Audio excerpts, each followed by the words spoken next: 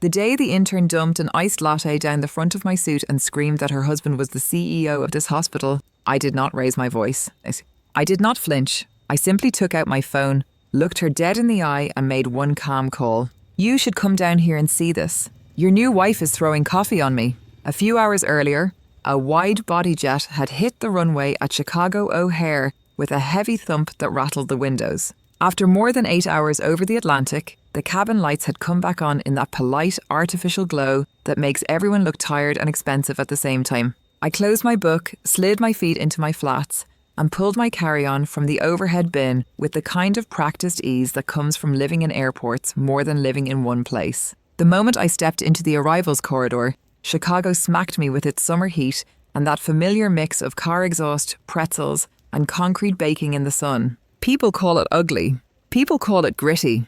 To me, it has always smelled like home and responsibility. My name is Poppy Hale. I am 32 years old. To the outside world, I am the woman people point at in glossy business magazines and whisper about in fundraising galas. The only heir of my late mother who built Meridian Health Partners from a single community clinic into one of the largest private hospital networks in the Midwest. I hold the controlling shares. I sign the final approvals. I carry the weight of every life saved and every scandal avoided. But the world never sees the part that matters. They do not see me sitting alone in a hotel room at 2 a.m, reading contract clauses until my eyes burn. They do not see the board members who smile for cameras while quietly counting the days until I slip. They do not see the way grief can sit in your chest like a stone even after the flowers die and the condolences stop.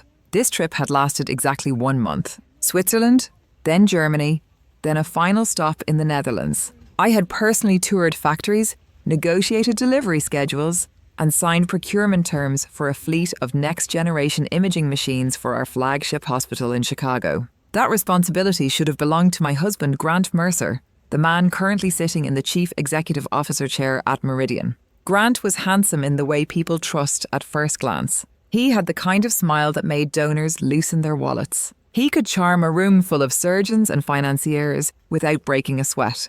But when the conversation turned technical, when the negotiations got sharp, when the numbers needed to be defended line by line, Grant would fold. He would defer. He would nod and promise things he did not understand. So I had stepped into the background like I always did. My official title was Chief Strategy Officer. In reality, I was the one clearing the path. I was the one taking the bruises so he could walk into board meetings and look like a visionary leader. A black car was waiting at the curb, the kind with tinted windows and a driver who does not ask questions. It slid down the Kennedy Expressway toward the city, past the steel and glass towers that always look like they are trying to cut the sky open.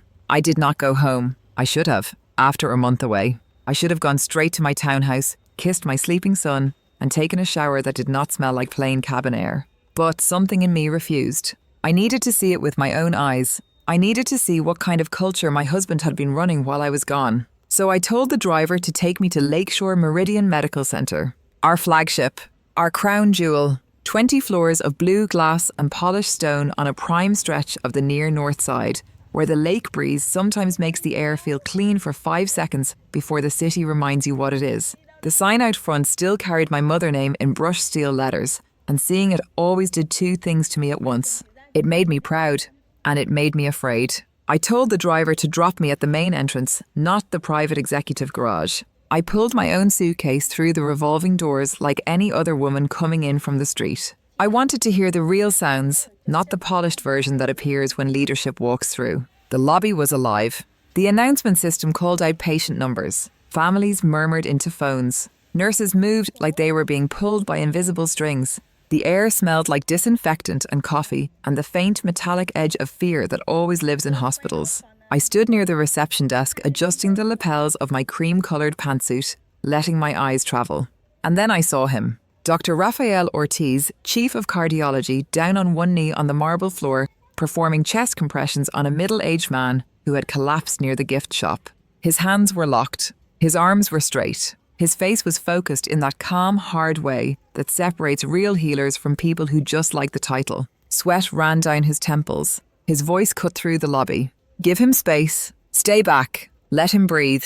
A nurse rushed forward with the glucometer and a tray. Raphael did not look up. He was a machine built for saving lives, but there was gentleness in the way he tilted the patient head and checked the airway, like he was handling something sacred. I watched him in silence. Raphael and I went to the school together. Not the same classes, not the same social circles, but the same late nights in libraries, the same coffee-stained textbooks, the same brutal exams that make you either quit or become harder than you knew you could be. He had never cared about impressing anyone. He just worked. He just did what was right. The day my mother died, it was Raphael who stayed at the hospital until sunrise, coordinating staff and calling in favours to keep the system stable, while the board circled like sharks. Grant was there too, of course, smiling, shaking hands, performing grief like it was a role. Watching Raphael now, saving a stranger, I felt that familiar ache of respect. And then the moment shattered.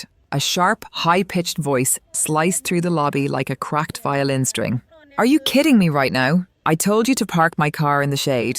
I turned. Near the revolving doors, a young woman stood with her hips cocked and her phone held high like she was filming a music video. She was maybe 22. Heavy makeup, lip filler, nails like claws, a dress so tight and bright it looked like it had been sprayed on, completely inappropriate for a medical setting.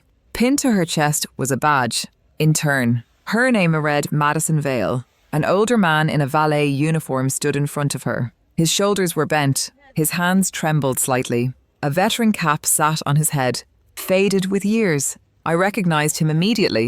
Mr. Klein. He had worked at Lakeshore since before my mother expanded Meridian. He was the type of employee people forget exists until the day they need him. "I am sorry, miss," he said, voice quiet.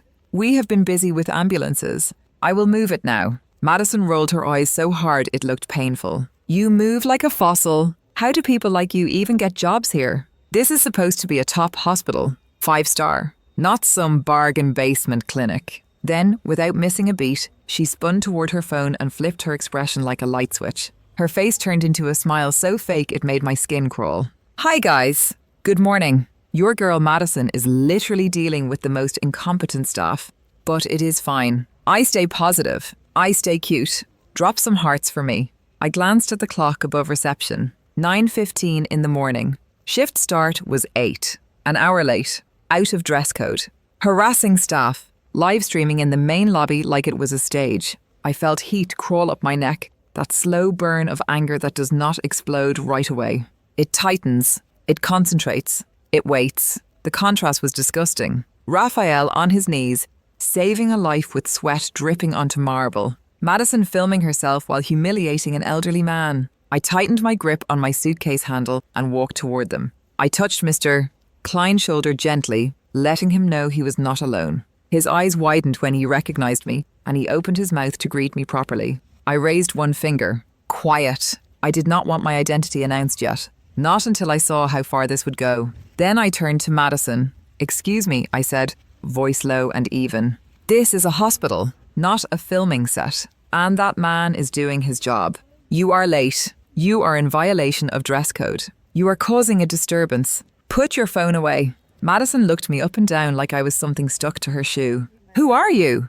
she snapped, loud enough for her live stream to catch. "Some patient relative. Some bored woman with nothing better to do. I am talking to my employee." Employee. She called the valet her employee. Then she shoved her camera closer to my face. "Look at this, everybody. Some bitter lady is trying to police me. You can tell she is jealous. Probably got left by her man. Now she wants to bully a young healthcare worker." The nerve of it was unreal. "Put the phone down," I said, still calm. "You do not have permission to film me. You do not have permission to film in this lobby. Put it away." Madison widened her eyes in mock innocence, then leaned closer, smile turning sharp. "Or what?" Then she did it. She stepped sideways like she was clumsy, like it was an accident, and slammed the full cup of iced coffee she was holding straight into my torso. Cold liquid poured down my suit. The fabric soaked instantly, turning cream into brown. It dripped down my legs and splattered onto the marble. The smell hit me. Sweet syrup. Bitter espresso. Cheap arrogance. That suit had been a gift from my mother before she died. She had handed it to me and said, "Wear it when you need to remember who you are." Now it was stained by a girl who thought she owned the place. Madison started crying. Not real crying. Performing. She threw her head back and wailed, loud enough to turn every head in the lobby. "Oh my God. You assaulted me. You pushed me. You ruined my dress. She aimed her phone at herself, tears sliding down perfectly applied makeup. Everybody, you saw it. This woman attacked me. She is violent. She is unstable. This is what happens when you let trash walk into a hospital. People who had not seen the beginning started murmuring. A few pulled out phones. A few stared at my stained suit like it proved her story. Madison leaned close enough that only I could hear her whisper, "You are going to apologize right now.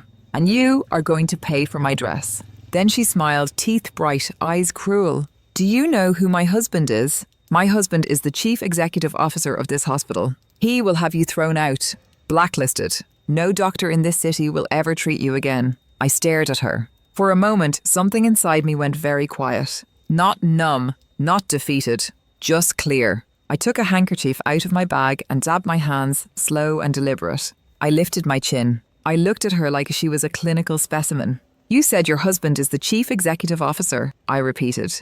Madison smirked, thinking she had me cornered. "Yes, Grant Mercer. He runs this place, and he loves me. So you are done." A tall figure stepped between us. Raphael. He had just finished stabilizing the patient. A team had wheeled the man away, alive, breathing. Raphael walked over, his scrubs marked with sweat, his face controlled in that calm, dangerous way. "Why is there chaos in my lobby?" he asked. Madison instantly snapped her performance toward him. "Dr. Ortiz, thank God.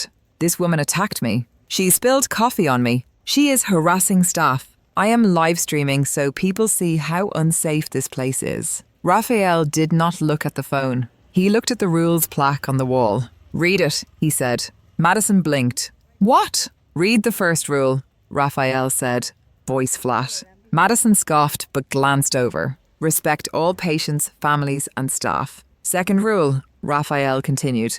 "No filming on premises without authorization."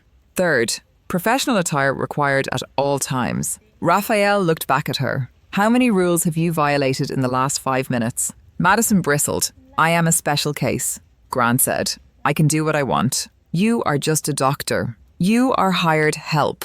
The lobby went so quiet I could hear the air conditioning hum. Raphael let out a short laugh, no humour in it. "Hired help. You are right. I am hired for skill, integrity and patient care. And you are here doing what exactly? Performing for strangers. Humiliating staff. Using a man name like a weapon." Madison lifted her chin like she was still winning. "I am his wife." Raphael's eyes sharpened. "If you were a woman with even a drop of class, you would not stand in a hospital lobby bragging about an affair." That landed. People started whispering again, but now the whispers aimed at her. Madison's face flushed and she panicked. She lifted her phone again and screamed into it. "Grant, baby, come down. They are attacking me." I touched Raphael's arm lightly. "Do not dirty your hands," I whispered. "Let her talk. I want everyone to hear what happens next." Then I pulled out my phone. I called Grant. He answered after a long ring, voice hushed. Forced warmth layered over irritation. "Poppy, I am in a high-level meeting. Are you back already? Why did you not tell me you landed? I would have arranged a car." I put him on speaker. I turned the volume up. I did not answer his questions. "You need to come down to the main lobby," I said. Grant paused.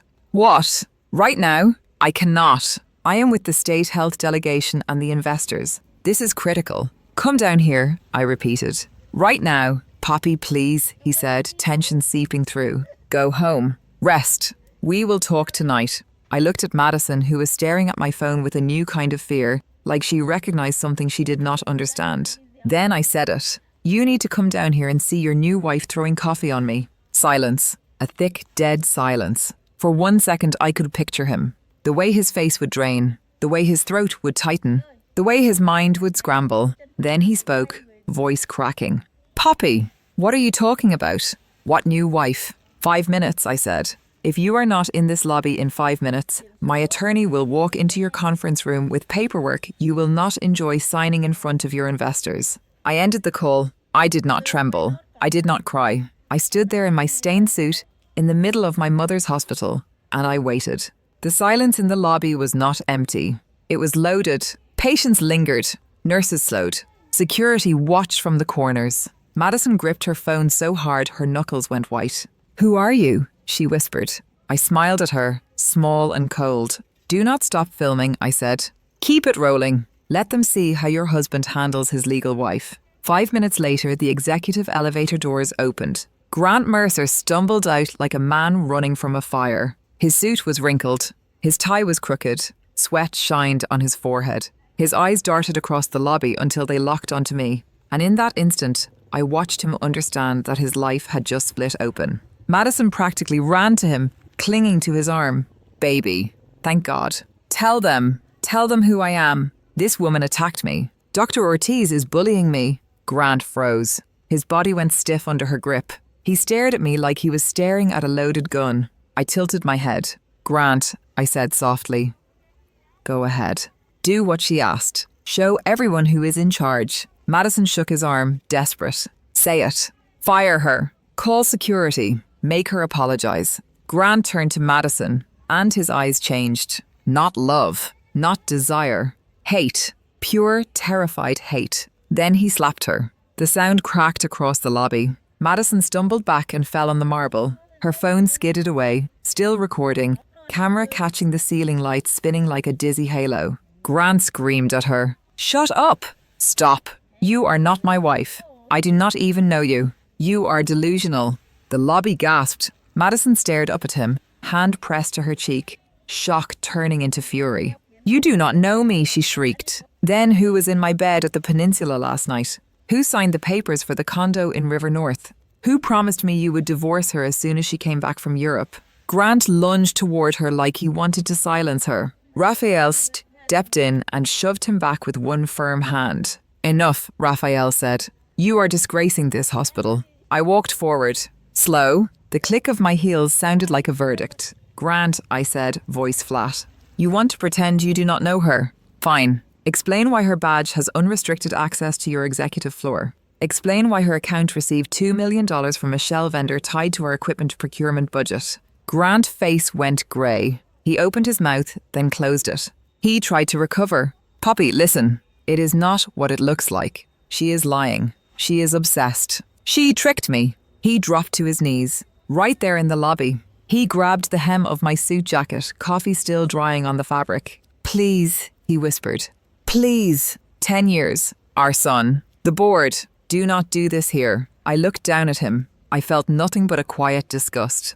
10 years, I repeated. When you stole money meant for patient care to buy her a condo, did you think of 10 years? Grant started sobbing. Not grief. Fear. Then a familiar voice cut through the crowd. Madam Hale, my attorney, Naomi Pierce, walked in with a thick folder tucked under her arm like a weapon. She wore a dark suit, hair pulled back tight, eyes sharp. The kind of woman you hire when you want the law to feel like a blade. She handed the folder to me. Bank statements, property contract, security footage, vendor trail, all verified, all admissible. I opened it and let the pages slide onto the floor in front of Grant. Paper scattered like fallen leaves. Numbers, names, dates, signatures. People leaned in. The truth has a smell. It smells like ink and panic. Grant stared at the evidence and made a sound like a dying animal. Madison, still on the floor, began to sob in a different way. Not fake now. Real, because she finally understood she was not the star of a fairy tale. She was the accessory in a crime. I lifted my head and let my voice carry. My name is Poppy Hale, I said. Chair of the board for Meridian Health Partners. The lobby went still. Effective immediately, Grant Mercer is terminated from his position as Chief Executive Officer for ethical violations and suspected felony embezzlement. Security. Escort him off the premises. 2 guards stepped forward. Grant grabbed at my ankle, desperate. Poppy, please. I stepped back. I am done, I said. And in that moment, something in me shifted. Like a door closing. Like a chain snapping. The silence was over. Grant was hauled to his feet and dragged toward the exit. His expensive shoes scraped on marble. His suit jacket twisted. He tried to look dignified, but dignity does not survive when truth is holding you by the throat. I turned to Naomi. Freeze every joint asset. Lock every account. File the divorce petition today. I want him unable to move $1 without a judge permission. Naomi nodded. Already drafted. Ready for your signature. I looked at Raphael. Dr. Ortiz, I said, the chief executive role cannot sit empty. We need leadership that has earned trust. Starting now, you will serve as interim chief executive officer until the board votes formally. Raphael blinked, surprised. Then he straightened. Yes, Madam Hale. Applause erupted. It started with nurses, then physicians, then staff. Not for power, for relief, for the feeling that someone had finally cleaned the rot out of the building. Madison tried to crawl away. Naomi stepped in her path. Ms. Vale, Naomi said, calm as a courtroom. You are being terminated from your internship for misconduct. You will also be subpoenaed as a recipient of stolen funds. That condo will be seized. Every luxury purchase will be traced. You will return every cent. Madison shook, eyes wild. Please, I did not know. He told me he was going to divorce you. He said you were cold. He said you did not love him. He said he deserved happiness. I leaned down, close enough that she could smell the coffee on my suit. He said whatever you needed to hear to become useful, I said.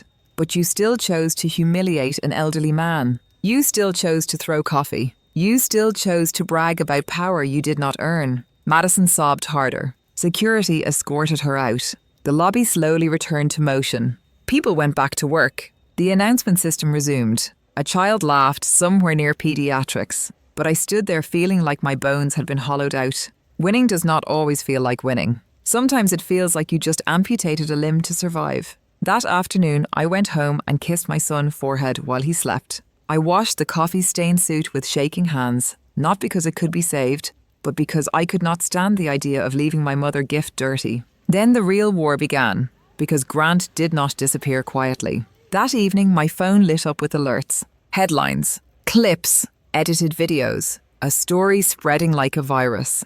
Billionaire heiress attacks intern in jealous rage. Hospital coup staged by chair and lover doctor. Chief executive officer framed by wife and her boyfriend. They had taken Madison livestream and cut it like a blade. They removed the parts where she insulted Mr. Klein. They removed the part where she threatened me. They kept only my stern face. Raphael standing beside me. Grant on his knees. They poured a narrative over it like poison. Thousands of comments appeared within minutes. Too fast to be organic. She looks evil. He looks terrified. The doctor is obviously her lover. Rich people always get away with it. Naomi walked into my living room with her laptop open and her jaw tight. It is a coordinated campaign, she said. Bot accounts. A black public relations firm. Funding came from a private account, but the trail is familiar. Grant moved money before we froze everything. I stared at the screen until my eyes burned. He could not win legally, so he wanted to win emotionally. He wanted to stain my name so badly that the board would flinch. He wanted to pressure me into a settlement, or punish me for daring to end his fantasy. I stood. No, I said. Naomi raised an eyebrow. No to what? No to hiding, I said. No to silence. No to letting him write the story. Schedule a press conference tomorrow morning. Invite everyone. Major networks, local stations, medical journals, online tabloids, all of them. Naomi nodded once. Understood. The next morning, the auditorium at Lakeshore Meridian was packed with cameras and microphones. Reporters leaned forward like wolves. Flashbulbs popped. The air felt electric, hungry. I walked on stage in a simple black dress. No jewelry except my wedding band, still on my finger like a bruise I had not removed yet. Raphael stood beside me in a white coat, posture steady. I gripped the podium. My name is Poppy Hale, I said. I called this press conference to defend the integrity of Meridian and the staff who save lives here every day. What you are seeing online is a malicious fabrication designed to distract from documented embezzlement and abuse of power. A reporter stood. Are you having an affair with Dr. Ortiz? Did you remove your husband to install your lover? The room held its breath. Raphael reached for the microphone. He looked at me first, silent question in his eyes. I gave a slight nod. He turned to the room. Dr. Ortiz, he said. Chief of Cardiology. Interim Chief Executive Officer as of yesterday. I will answer. He paused, voice low and steady. Poppy and I have been colleagues for years. Friends. Trusted partners in patient care and leadership. There has been no affair. He inhaled once, but I will not hide one truth. I have cared about her longer than I should have allowed myself to. I kept it silent because she was married, because she deserved peace, because this hospital deserved stability. I never crossed an ethical line. I never touched what was not mine. The room shifted. Not scandal, not excitement, respect. Raphael continued. We withheld additional evidence yesterday to preserve Mr. Mercer dignity. He has chosen to weaponize lies, so we will no longer protect him. A screen lit up behind us.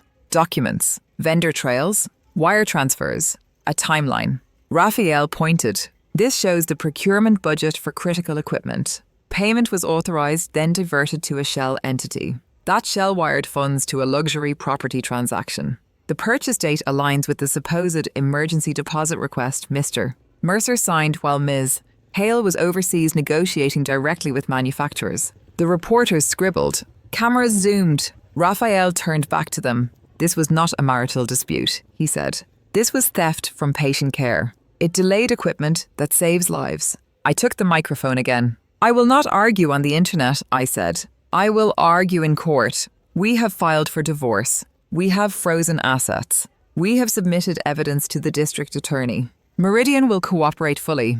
Then I leaned forward, voice dropping.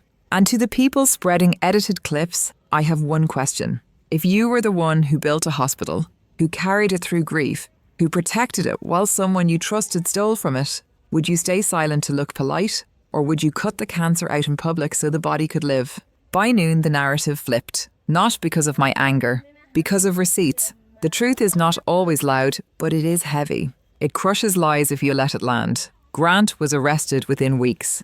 Federal charges, wire fraud, embezzlement, misuse of funds tied to healthcare contracts. Madison was charged as a recipient of stolen funds. Her condo was seized. Her influencer career evaporated overnight. The same people who cheered her live stream called her a parasite the moment the money trail surfaced. The board tried to squirm. A few old men tried to blame me for appointing my husband in the first place. Naomi handed them a folder of internal emails showing Grant had been recommended by those same men, pushed through as a puppet they thought they could control. They went quiet. Raphael and I rebuilt. We cleaned departments. We implemented compliance checks that could not be bypassed with charm. We reinstated staff who had been punished for reporting issues. We upgraded security and prohibited filming with real enforcement. 1 year later, I stood in the atrium of Lakeshore Meridian as we unveiled a new wing dedicated to my mother, funded by donations that poured in after the scandal because people saw what we did with the truth. My son ran ahead of me, laughing, chasing the echo in the glass. Raphael walked beside me, not as a savior, as a steady presence, a man who showed up when it mattered. I finally removed my wedding band that night, alone, and placed it in a small box. Not as revenge, as closure. And here is the part everyone asks me. Do I feel satisfied? Sometimes, but more often I feel something quieter. A clean emptiness where a lie used to live. A peace that comes only after you stop begging for someone to love you correctly. So let me ask you what I still ask myself on the hard nights. Was I too ruthless for detonating my husband's double life in the main lobby in front of patients and staff? Or was that the only way to protect the hospital and the people inside it? And if you were standing in my coffee-stained suit, would you have stayed silent? Or would you have made the call?